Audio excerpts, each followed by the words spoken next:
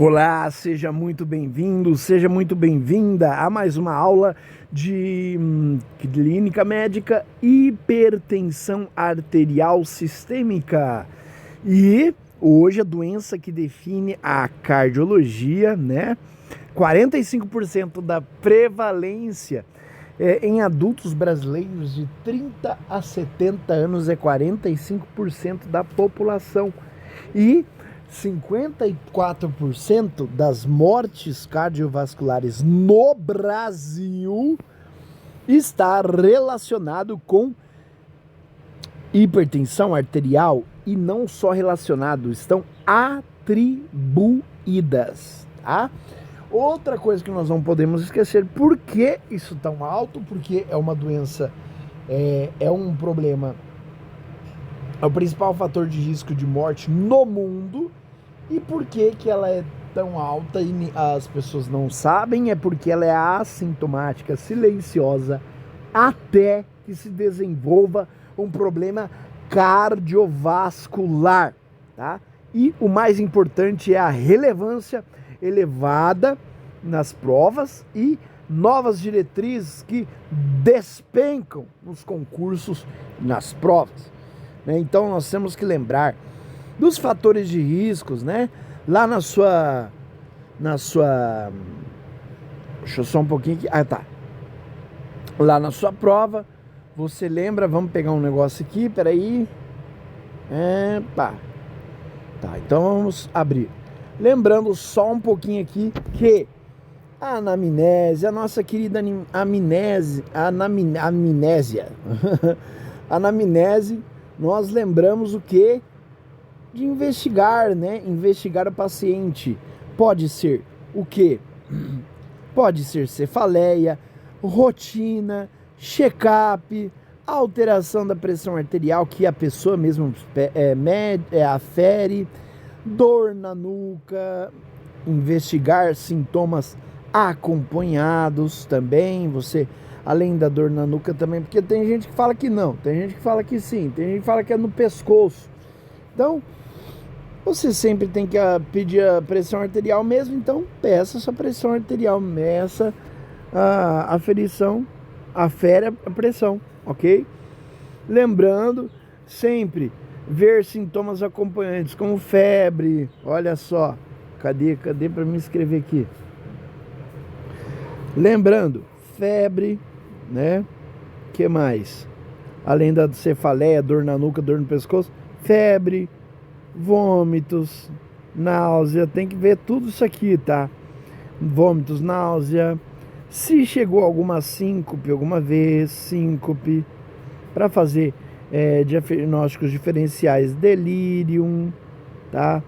Se teve sudorese, né? Para fazer diagnósticos diferenciais, se teve alteração na urina, alterou a urina aqui, ó, né? Se teve alterações na visão, né? Visão. Então você vê aqui, que mais? Se teve ganho de peso, que é um fator de risco, tá? Ganhou peso, né? Tá aqui. A pessoa engordou, tá? Então você lembra essas coisas. Outra coisa também é antecedentes patológicos, né? Como hipertensão arterial, se teve algum antecedente, já teve isso alguma vez, se já teve crise hipertensiva, crises hipertensivas, né? Que mais? Se já teve, se tem diabetes mellitus, se tem doença hepática, né? Alergias, né?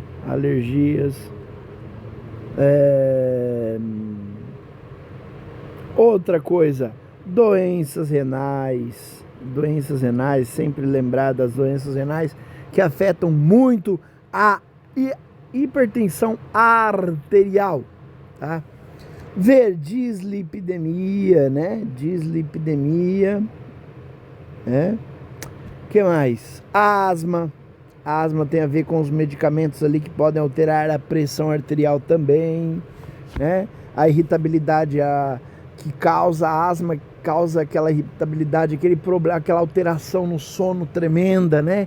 Principalmente à noite, a pessoa sofre muito para dormir, pode causar uma pressão arterial, né? Antecedentes hospitalares, se teve algumas antecedentes ali, operações e tal. HIV, para lembrar de outras, fazer um diagnóstico diferencial aí, né?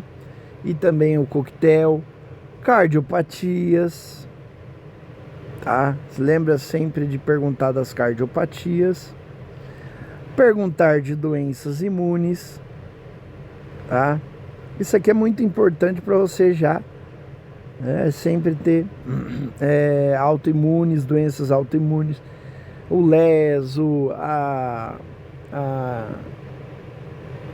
esclerose múltipla, né? A esclerose articular, essas coisas. Infarto agudo do miocárdio, se a pessoa teve já algum infarto alguma vez. E o AVC, né? O AVC também é muito importante. E também na mulher, o que você pode lembrar? Olha só aqui, cara. Você pode lembrar do SOP também, né? Lembrando aqui, ó, o SOP que tô fazendo aqui, gente. E o SOP aqui, tá? Que é síndrome do ovário policístico, né? Que também altera aí a pressão arterial, tá? Antecedentes familiares, né? Você lembra, pergunta sempre antecedentes familiares? Você vai perguntar o que é da família aí, ó. Antecedentes familiares, né? Lembra o quê? Diabetes, hipertensão, né? Hepatopatias, obesidade, tá? Doenças autoimunes, se a família é uma família de obesos, doenças autoimunes, se alguém na família tem autoimunidade, se alguém na família já teve AVC, infarto agudo do miocárdio, né? E é isso. E também hábitos. Lembre sempre de falar de hábitos, né? Como tabacos. Que mais? Álcool. Que mais? Drogas ilícitas. Não tenha vergonha de perguntar essas coisas. Medicamentos, como por exemplo das mulheres aí, ó, anticoncepcionais, né?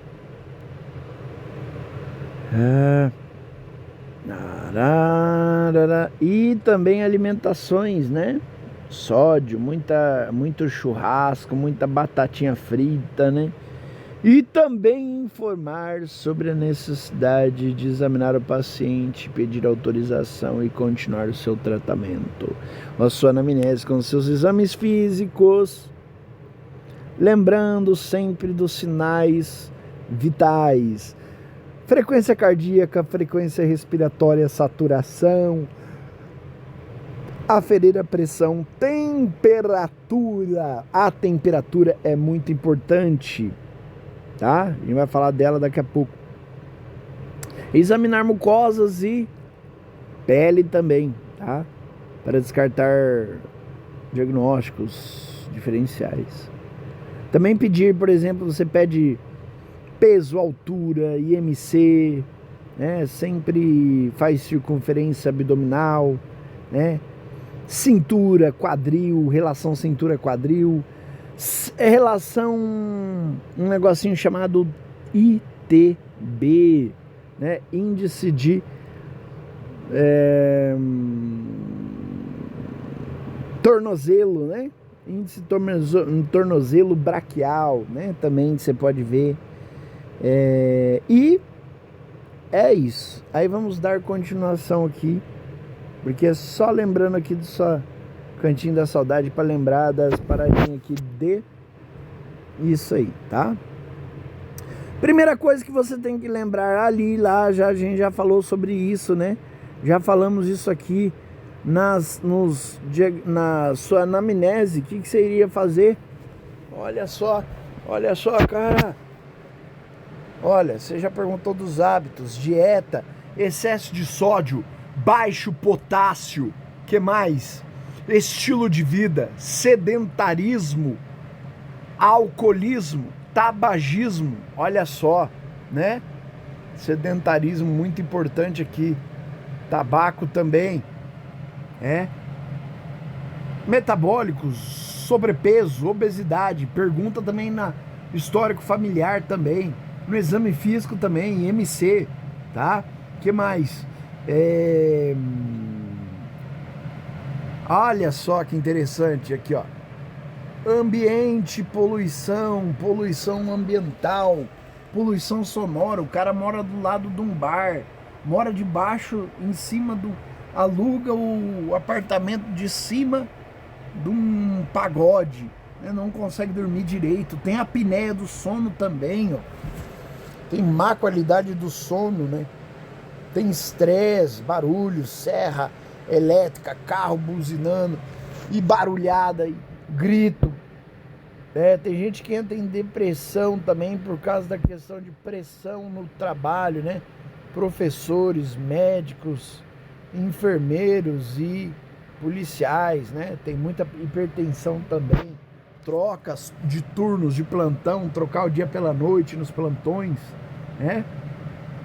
Ambiente estressante, né? E também lembrar dos genéticos aqui, ó, né? A história familiar, idade, riscos aumentados com envelhecimento sempre, né? Vai envelhecendo, vai alterando a pressão arterial, e também por causa da questão da perda da elasticidade dos vasos sanguíneos. Lembra lá, perdendo a elasticidade. E aí causa resistência vascular, hipertensão. Então, e sexo também, mais em homens, né? Etnia, e é isso aí. Para que você vai pesquisar tudo isso? Para identificar precocemente e incentivar a intervenção não medicamentosa. Então é isso. Olha como você vai aferir a pressão aqui da pessoa, né? Primeiro de 30 a 60 minutos ali antes, não fumar, não ingerir cafeína, nem alimentos, nem bebida alcoólica, não fazer exercícios físicos no mínimo 90 minutos antes, não fazer, tá? Esvaziar a bexiga, tá? Não pode fazer com bexiga cheia lá. E também a técnica aferir o automático no braço, né? Equipamento preferencial. Então, o equipamento preferencial é o automático do braço, de braço. E 3 medidas, né? O intervalo entre 1 minuto entre esses intervalos dessas 3 medidas. Você vai fazer 3 medidas e a média das 2 últimas medidas você faz aí o resultado. Vai fazer a média das últimas 2 medidas. E silêncio absoluto. Não deixa o paciente ficar tagarelando. O senhor vai sentar. Por favor, pode encostar tranquilamente as suas costas aqui no encosto, tá? Por favor, coloque o seu bracinho aqui na altura do coração, tá? Com a palma da mão supinada para cima e o manguito diretamente na pele, tá? Sem negócio de blusa, nada disso, é direto na pele, tá? Sem roupas no braço, de preferência uma regatinha aí, pá. E pernas não cruzadas, os pés apoiados no chão. É isso. Aqui nós temos os 3 tipos muito bons que nós não podemos esquecer, que, por exemplo, o mapa é aquela monitorização 24 horas. Né? O mapa você vai monitorizar 24 horas, é um aparelho automático que coloca ali, né? E a pessoa vai ficar com ele. É o padrão ouro, né? Para confirmação diagnóstica e prognósticos, né? Como que vai chegar a essa... Como que se vai desenvolver essa doença, essa hipertensão. O MRPA, que é a monitoração residencial, é o protocolo de 5 dias, 3 medidas de manhã e 3 medidas à noite, antes do remédio e do café. Tá? Outra coisa é a questão das protocolos de 7 dias. Se não fez em 5, pode fazer em 7. 2 medidas de manhã e 2 medidas à noite. E o AMPA, que é uma medida ali que o aleatório, que o paciente mesmo fez, sem protocolo definido, não é muito confiável. Uma hora vai parar-se para protocolo, tá? Então é isso aí. E não confundir ela com MRPA, tá? Que é o monitorização residencial. Não confundir. Que aí não é o paciente que faz, ok? Deixa eu lembrar um negócio aqui. Tá, beleza. Por quê? Porque não é o paciente que faz de qualquer jeito, né? A hora que ele quer. Tem o RMPA, ele tem o seu horário, tem a sua quantidade. Não vai fazer de qualquer jeito a hora que quer. O AMPA não. O AMPA é ali, sem protocolo e acabou, né? Aqui nós temos as medidas, os jogos, as danças, os números que nós diagnosticamos aqui, que são critérios diagnósticos para nós, né? No consultório, a pessoa pode ter igual ou mais de 140 por 90 diagnóstico, né? Mapa de 24 horas, o diagnóstico fica ali por maior ou igual a 130 por 80. No mapa, vigília, o MRPA, maior ou igual a 130 por 95, né? E no sono, lá no sono, tá lá você, né? Tá lá, ó, 120 ou maior, né? 120 por 70, igual ou maior de 120 por 70, porque no sono baixa tudo tranquilo, vai tranquilo, a gente entra quase num semicoma ali, dorme, vai profundo, né? Sistema parasimpático tá ali bem, tá lá ativando, tá lá de boa, né? O sistema simpático tá desligado totalmente, você não precisa afogar, não precisa nada, não precisa fazer exercício, daquele momento de relaxamento, né? Tudo relaxa músculo, relaxa a cabeça, relaxa tudo e a pessoa não tem aquele estresse vascular, né? E aí dá tudo certo. E lembrando que o diagnóstico no consultório exige maior ou igual a 140 por 90, pelo menos em 2 ocasiões diferentes. Não vai assim, vou fazer aqui e fazer agora. Não, salvo com exceção do quê? 3º estágio, que a gente vai ver agora há pouco, ou risco cardiovascular altíssimo, aí já define como diagnóstico, tá? Mas caso não tenha esses casos de cardiovascular altíssimo e 3º grau, aí você vai fazer, aí você faz em 2 ocasiões diferentes. E nós temos aqui opressão no consultório, meus amiguinhos. Olha só, meus amiguinhos, aqui nós temos o consultório, olha só.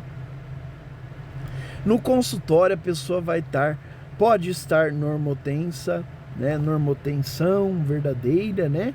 Que a pessoa é normal ali, não tem hipertensão, não tem nada, é tudo constante e normal, né? Em todas as medições, beleza, não tem problema. Mas ela pode estar normal também numa hipertensão mascarada, ok? Fingida, mentirosa, porque lá na frente do médico ela tá tudo bem, mas quando chega no dia a dia ali, põe um mapa nela, você vai ver que ela vai estar alta muito tempo da sua vida, nos seus dias estressantes, na sua vida aí cotidiana, tá? Muitas vezes ela não diagnosticada e alto risco cardiovascular também, porque a pessoa pode até não ter pressão arterial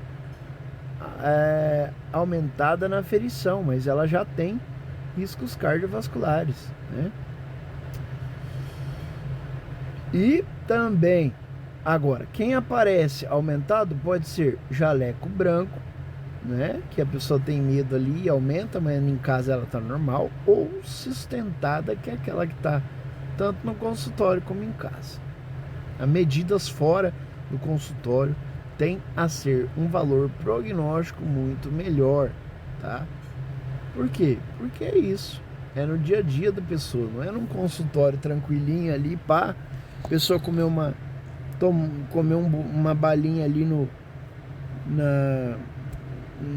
na fila de espera, assistir um filminho ali, né, e tal, ficou no ar-condicionado. Não, melhor é no consultório mesmo. Ou a pessoa tá tensa, né? Então melhor é um consultório. Em casa, tá? Oh meu Deus, em consultório mesmo. Fora dos consultórios. Então no dia a dia da pessoa, na vida verdadeira, né? Na vida real ali, quando ela tá ali no filme ali do médico, não. Mas na vida real, o melhor é na vida real da pessoa fazer pro prognóstico. Para onde vai dar? Para onde vai dar essa doença? O que vai acontecer, né? É melhor verificar o dia a dia da pessoa. Então, mudanças de 2025, classificações, né? O fim da PA ótima, né? Hoje não tem mais esse negócio de PA ótima, agora é pressão arterial normal, tá? Esse branquinho aí com verde que você tá vendo, bonitinho, menor de 120/80 é a normal. Porque muitas vezes, gente, tem gente que já tem a pressão arterial baixa, normalmente do dia dela. Se ela tiver tem gente que com 120/80, para ela vai estar alta. Então, para não relativizar todo mundo, é normal, tá? Então, normal aí para a maioria dos pacientes, né? E aí não é ótimo, é normal. E a amarelinha aí, você pode ver que a pré-hipertensão, a faixa agora é mais ampla, por quê? Para incentivar o tratamento, tá? Porque antigamente a pré-hipertensão era maior e aí a pessoa ficava ali esperando até chegar a subir mais um pouco para tratar, né? Então, agora já começa com 120 até 139 de sistólica e de diastólica 80/89.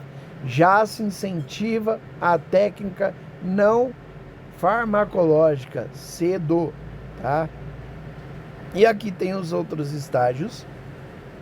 Então ficou lá a faixa normal, a normal e a pré-hipertensão. E agora nós vamos para estágio 1, 2 e 3. Estágio 1 é esta aqui que você vê, 140/159 ou diastólica de 190. Opa! 90/99. Que 190? Tá doido? 90/99. Estágio 2 é 160/179 ou 100/109, tá? Que é a diastólica. E o estágio 3 é maior ou igual a 180 a diastólica é maior de 110. Se uma for isolada, por exemplo, a diastólica, ela tiver normal, menos de 190. Ah, meu Deus, que 190? Perdão, gente. Acordou aí, né? Você que tava dormindo, né? Eu fiz isso aqui só para acordar você, tá? Meus amiguinhos, tem que prestar atenção, olha só. Se ela for 90 para baixo de 90, né? 89, 88, tá tudo normal, tá tudo tranquilo. É o que nós esperamos da diastólica. Mas a sistólica está 140 para cima. Isso é um problemão. Ok. Outra coisa é a hipertensão diastólica isolada, que em vez essa aqui, ó, pode estar lá para o pré-diabético ou para até 120 para baixo, né? Mas a diastólica estará aumentada. Olha só, né? E aí, essa é a hipertensão isolada. E o padrão ouro, né? Regra de ouro, né, padrão? Regra de ouro. Se a sistólica e a diastólica caírem, né, em estágios diferentes, vale a que tem maior estágio. Então, por exemplo, tá lá 160 por 85. Olha só, a diastólica, ela tá aqui dentro, não tá nem dentro. Não, perdão, desculpa, não tá nem dentro, né? Perdão, voltemos, né? Ela tá aqui 160, estágio 2. E a diastólica está a 95, estágio 1. Quem que você vai escolher? Essa, tá? Então é isso aí, já tá no estágio 2, ok? E aqui nós temos uma neumotécnica aí conhecida por um curso muito importante no Brasil, muito legal, que é o Estratégia Med, que nos ensina aí uma neumotécnica, né? Que é, olha só, olha aqui. Um único grande homem pode facilmente lembrar ou esquecer, tá? Então, lembrando, urina simples, tipo 1, ureia ou ácido úrico, glicemia, olha só, glicemia, hemoglobina glicada, tá? Hemoglobina glicada aqui, tá? Ah, meu Deus, hemoglobina glicada. Olha só. Que mais? Potássio. Eita, ó, o potássio aqui, ó. E sódio, né? Potássio e sódio, irmãozinho aqui.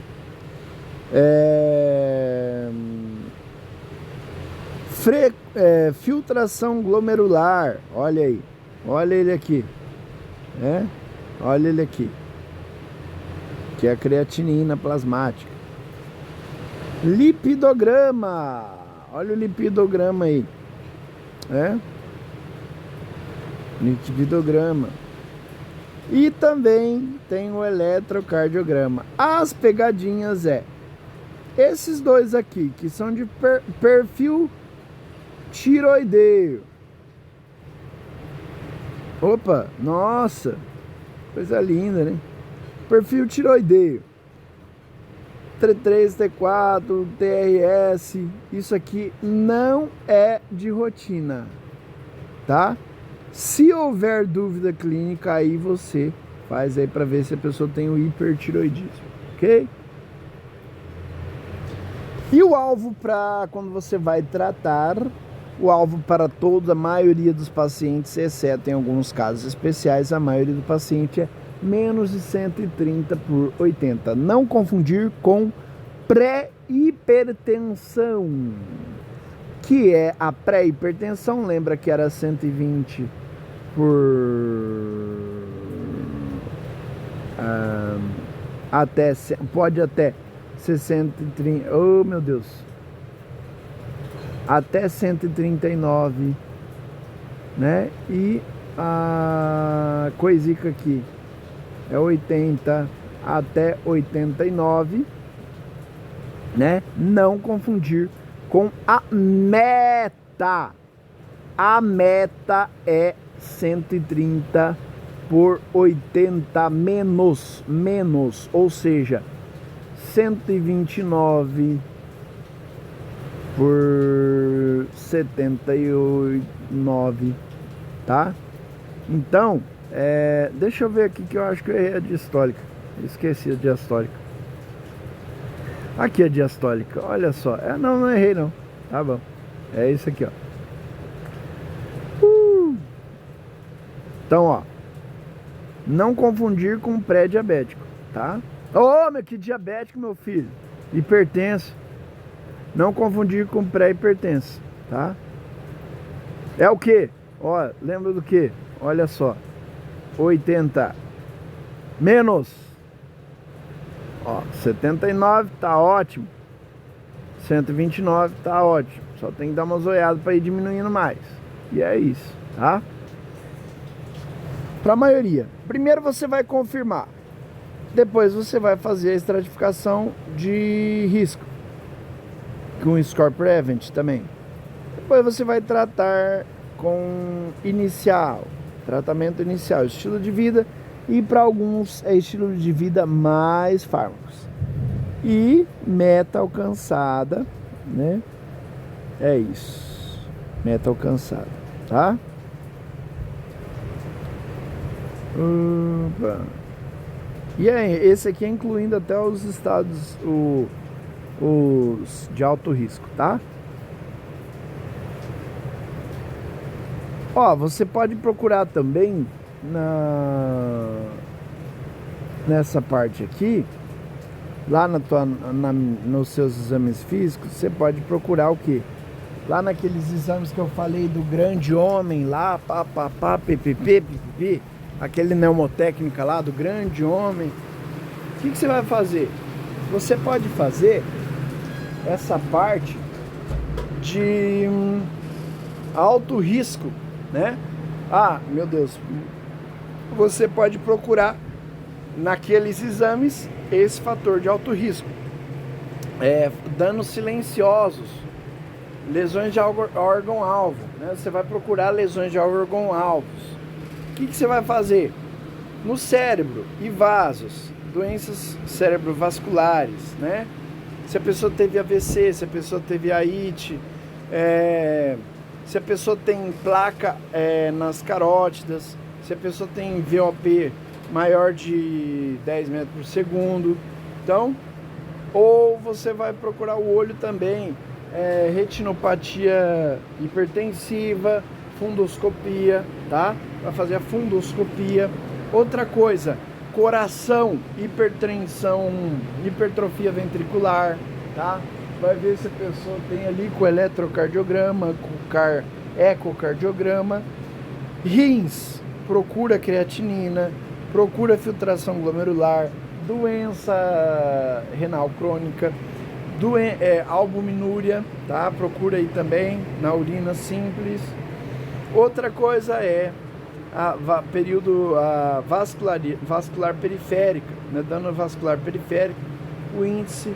Olha aí, ó, o índice que eu falei para vocês, o índice de tornozelo braquial, né? Se for menor de 0,9, já é ajuda seu diagnóstico aí, tá?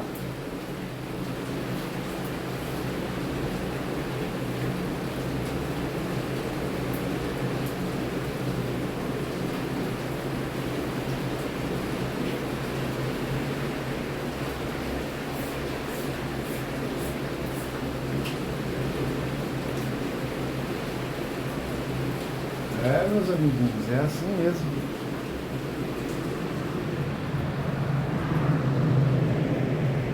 Outra coisa que nós não podemos esquecer, e não menos importante, é a estratificação de risco que mudou, tá? Mudou.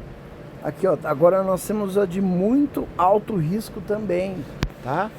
Temos a de muito alto risco, que é, por exemplo, doenças cardiovasculares estabelecidas, doença renal crônica no estágio 4, tá? Ou maior, né? Doença alto risco, diabetes, lesão de órgão-alvo, doença renal crônica, estágio 3, e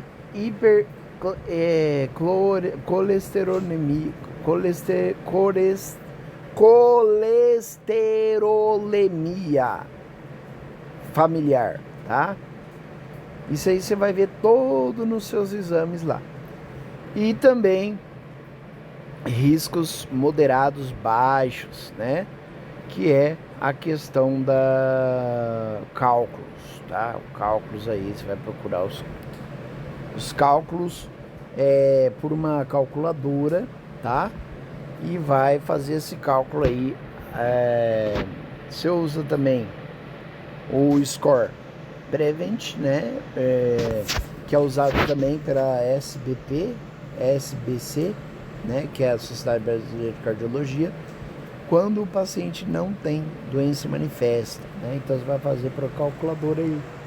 Outra questão é a Clinical Peer, né? Se o paciente já tem placa aterosclerótica, score de cálcio alto, ele já está em alto risco. Tá? Calculadoras são para quem tem dúvida, ok? Olha só, lesão de órgão-alvo, luz verde, né?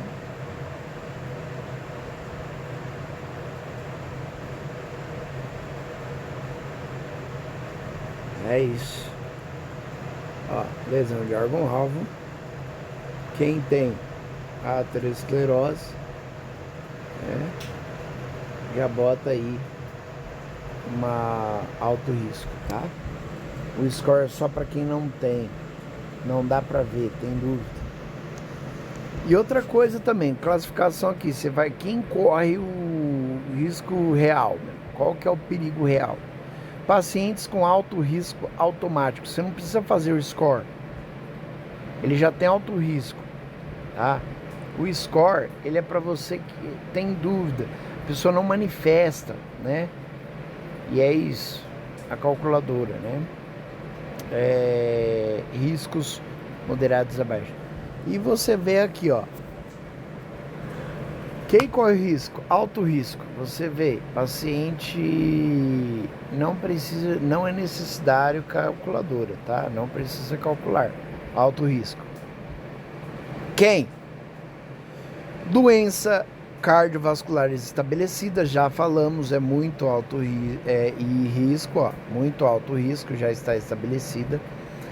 Renal crônico, estágio 4, já falamos que é muito alto risco, né? Diabetes mellitus e hipercolesterolemia familiar, também já falamos que é de alto risco. Diabetes, hipercolesterolemia e familiar, né, lesão de órgão-alvo, aterosclerose e blá, blá, blá, blá, blá. Não precisa de fazer a calculadora. Quem que você vai fazer a calculadora? Quem não está nessas paradinhas. Quem não tem lesão de órgão-alvo, quem não manifesta. Não manifesta, doença não manifesta. Você, olha aqui, ó. A pessoa não se manifesta a doença. Então você vai fazer a calculadora.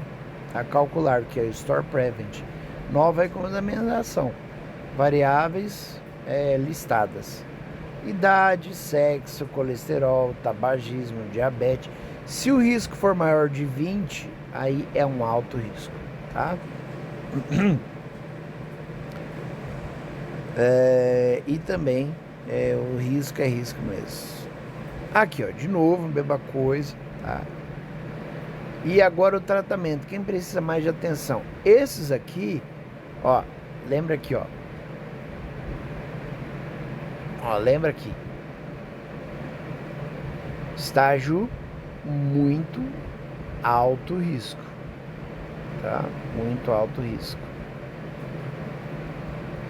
E esses alto risco já vai direto para farmacológica, tá? Não espera lá aquelas paradas.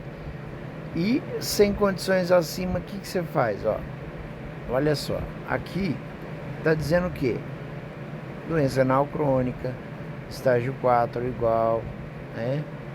A outra aqui, doença renal crônica, estágio 3, lesão de órgão-alvo, diabetes, tudo isso aqui, ó. Quem não tá nessa turma aqui, ó, você vai fazer o cálculo. Quem não está, tá? Quem não, tá? Agora, quem está aqui dentro, você vai fazer o quê? Imediato, você já começa o tratamento farmacológico, tá? Então é isso. Olha só, lembrando, imediato. E quem não está acima, faz score, tá? Avaliar alto risco de eventos. O que esse score faz? Esse score ele avalia riscos de eventos cardiovasculares em 10 a 30 anos. Recomendo pelas diretrizes novas, tem que fazer score de Prevent, né? É isso. Aqui, olha só, fluxograma para você tratar. Se a pessoa ela tem uma hipertensão arterial, se ela é pré-diabética, que diabetes doido! Se ela tem pré-hipertensão, você vai fazer, deixa eu ver aqui se vai ficar muito grande, não. Vamos deixar para uma segunda aula, né? Porque tá ficando grande demais aqui. Então é isso. Vamos para uma segunda aula aqui.